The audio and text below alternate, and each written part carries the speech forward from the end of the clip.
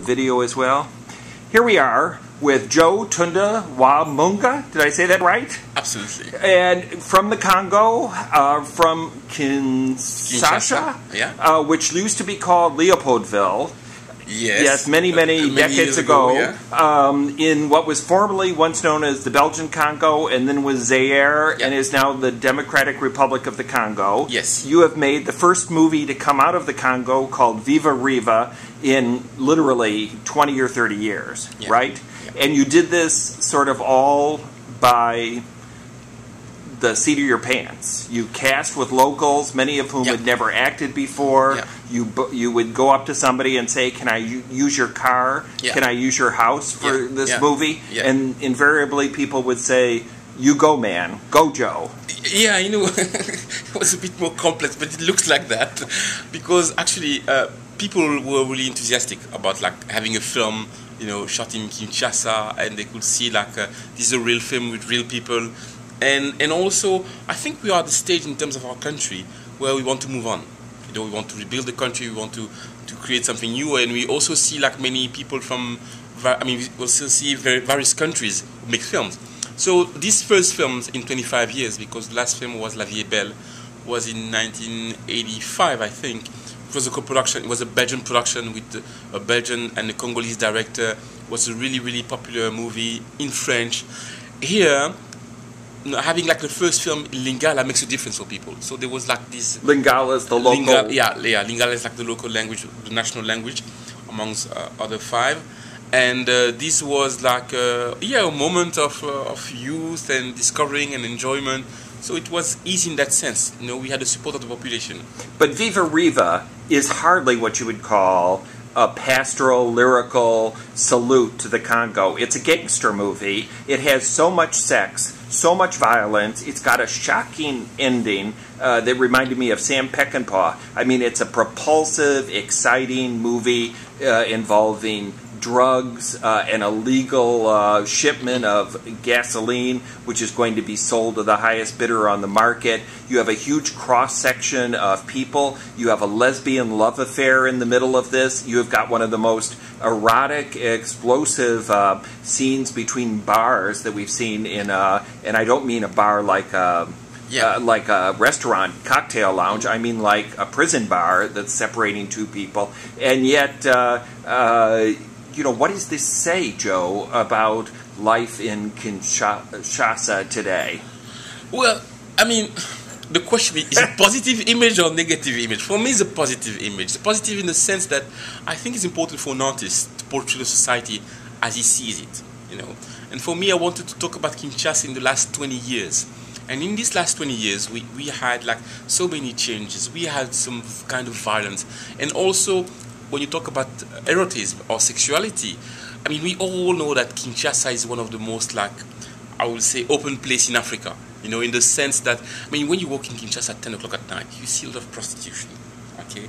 And people are there, we know that it's there. And for me, and also for the group of people, that it was really important to jump into the present. You know, I didn't want to represent a kind of, like, fairy tale Africa. You know, it was important that today we decided, okay, this is our reality, and we face it. You know, we don't have to expect that someone else comes and make a film about it, and then we say, oh yes, it's there, but it's not. That's I think I see it as a sign of maturity. Well, I was thinking as the movie was beginning, and I was seeing these incredibly explosive sexual scenes with the women and the men. And Riva is a jaunty, he's your hero, or your anti-hero. He's a guy who has come back after 20 years, and he wants to have fun and live large. And he's going to have women, he's going to have party time, he's going to be drinking, and he's not really afraid of anything. It's a great character. But I wondered, you know, if a white director had come in and done this, wouldn't they say he was being exploitive? But you can do it because it is docudrama in a way? Well, I don't think the problem is a white director, you know. The problem is how honest you are with what you're doing and how accurate you try to be. You know, in my case, I mean, I have like a documentary background as like a producer, You studied in Belgium. I studied in Belgium. I studied film school in Belgium. I worked also in documentaries. So even if when I write, I really base my writing on what I've seen or experienced or I've researched, you know. And so I wanted to talk about the prostitution in Kinshasa. But for that, the scene that you're talking about, you know, it's difficult to put the real thing as it is because that's too dark, that's too dramatic. That will be creating a negative image, I think. But still, it's important to talk about the issue because the prostitution is also linked to the family. It's also linked to the money. It's also linked to the, I would say, the capitalism, the brutal capitalism that we see in Africa, and also to greed. So it's not only that there is just that single sexual scene that is there. It's all like the system, you know, that I'm talking about. And often people ask me, what's the message of the film? I'm just saying that poverty is just nothing good comes out of poverty or misery, you know. And so in all that context, women's sexuality comes in it. Yeah? And I've tried to portray it in a way that you still see it, you know what we're talking about, but also creating some kind of like erotism, create kind of distance, you know. And yeah, and in that sense, I don't think my film is like a negative image, you know. It's more like, okay, I want to be real, but if I was white, okay, or if I was like an American or German director, as a viewer, he has the right to do the same, you know, as long as he knows what he's talking about. Okay. And eventually, if I fly to Germany or England, I'll make a film also have this type of scenes, you know, and without having like complex, as long as I know what I'm doing, I know what I'm talking about.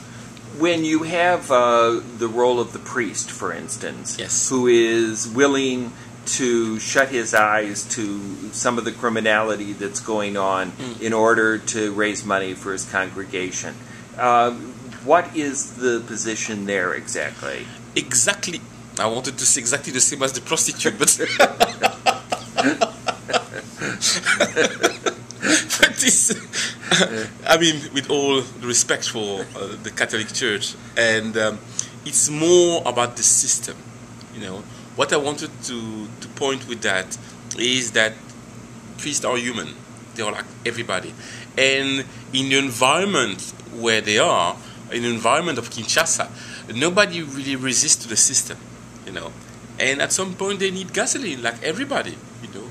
And so to get that gasoline, you end up doing things that you maybe don't want to do. The gasoline truck, where they're going to sell it to the highest bidder, is sort of like the fountain of gold that Absolutely. Everyone is pursuing in this movie. Yeah.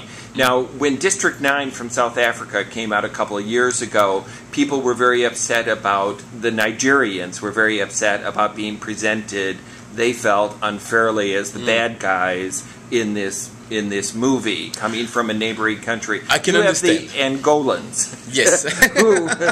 who enter this movie and they are in like shark suits, and they are the worst people in a climate where violence is unabated. They have a special talent for torture and murder. Have you heard about in the news that Angolans are violent or torturing people? You don't really, you know. And so my point was not really Angola, okay? My point was I wanted to talk about the racism in Africa, you know, and to talk about the way that Africans amongst themselves look down on the others or criticize, or they just act as racist, you know. That was my point. Like the story is linked to Angola and with the gas and the story of Riva, it came, I would say, naturally. But my point was not like to say that, oh, these like Angolans are villains. They're just like characters. But the difference with District 9, okay, is that there is already a stigma, a prejudice about Nigerian crooks, okay?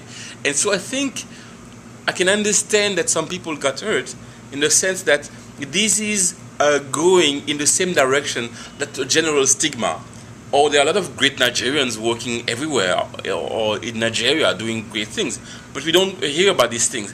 And when you have a film of that size, okay, and who emphasizes this prejudice on a society, of course it creates tension.